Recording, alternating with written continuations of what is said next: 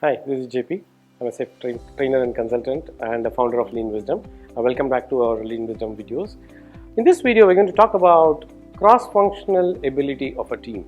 What does cross-functional ability mean? This is a very common buzzword that we have been hearing for the last probably 20 years, right? A team should be cross-functional. What's a good definition of a team? A cross-functional, co-located, self-organized team. 3 parts. Right? So the co-location comes from the location, like are we all seated together? The second is cross-functional, can the team deliver value? Do we have a skill as a team? And third is a self-organized, it's a cultural part of it, right? So easiest one is a co-location, bring the team together and say, hey, we are together now. What is the next easiest thing out of these three is the cross-functional. So let us look at what does definition of cross-functional mean. Cross-functional means as a team or as an individual. Okay. By definition, Scrum definition, team should be cross-functional. What does it mean? We have 6 people or 8 people working together in one team, and as a team, we have all the ability to build a product or a feature. Right now, we have a developer, we have a UI developer, we have a backend developer, we have a tester, we have somebody to do automation, we have somebody to do code reviews, we have somebody to design. All the skills required are available inside this one team. So, are we cross-functional? Yes, we are cross-functional. Are we matching with the definition of Scrum? Yes, absolutely. We are a good cross-functional team. Is that enough? No. Why? The challenge that we see in a cross-functional team, but not really having a cross-functional ability with individuals, is that there are people with only one skill. Like, I know I'm a developer of Java. Like, I know Java development, and I don't know anything else beyond that. And I'm a JavaScript developer. I'm really great in JavaScript, nothing else. I'm a very good manual tester. All that I know is manual testing. I'm an automation guy. Talk anything about automation I'll do, but nothing else. But as a team, we 4 are a cross-functional team.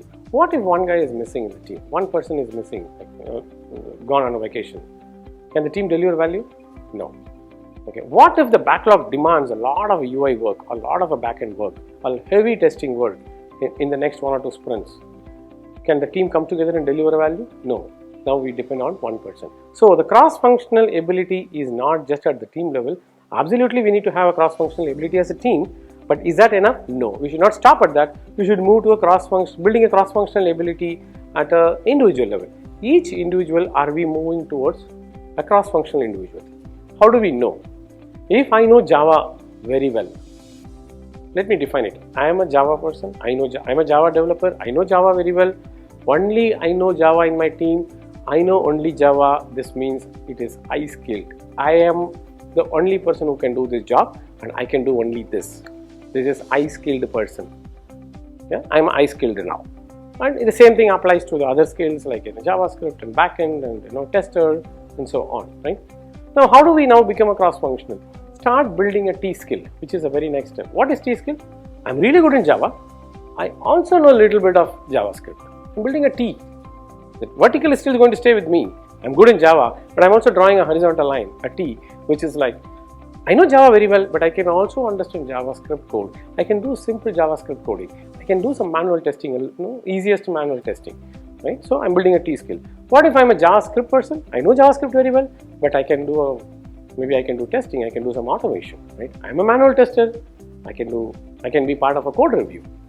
I can't write a great code as a tester, but I can do a code review. At least I can sit and understand. As a tester, I can see the code and find problems in the code, right? So start building a T skill. So the first step towards cross-functional ability is moving from the I skill to T skill. Yeah. So how long it will take? It may take a couple of months to a year or so to build a skill, depending on where is your team today.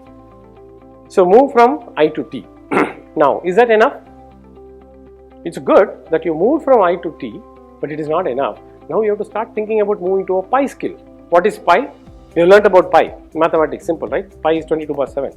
How does the pi look? You have 2 vertical lines and 1 horizontal line. What does it mean? I know Java very well. I also know automation very well. I can do JavaScript a little bit. I can do a little bit of testing. So I have built 2 skills. As an individual, I can manage 2 things very well, and I can also manage with some guidance on the few other areas. Well, how is it if the whole team is with a pi skilled team? Every individual has a pi skilled team. At least 2 to 3 people are available for every skill that is required for the team. That's much more powerful than I or a T skill. And that will take probably another 1 or 2 more years, right? It's not going to happen overnight, right? But start working on it. It's very important to move from T to Pi skill over a period. Maybe 2 years from now, you should look at your team as a Pi skilled team. Yeah, really good team that can really collaborate well. How does this help? Now that we have moved from I to T to Pi, the team every individual is able to understand the other's problem, the other's requirement, the other's challenges, and they start helping each other. You will see a cultural impact on the team. Because they help each other, they become much better friends, they write a better code, the quality goes up, because there is another person who is equally good at looking at your code and doing a review, and so on, right? So in multiple ways you will see, the team is moving up the ladder. Yeah. Now, is that enough Pi skill? Probably not. Now you have to move to a comb skill. What is comb skill? Look at the comb. Have you seen the comb? A lot of vertical lines you see with the horizontal line. What does it mean? Every member in the team has a skill on every skill that's required. If you look at the true startup companies today, a team of 5 people, 6 people starting a startup company, they don't depend on I or a Pi or T skills. They are comb skilled people. They can do everything what is required for the project, right? That's a comb skill. And this is also called full stack developer skill today. 5 years back, 8 years back, if you look at the industry, how it was and today how it is, there's a big difference. We never heard anything about full stack development 5 years back or 8 years back.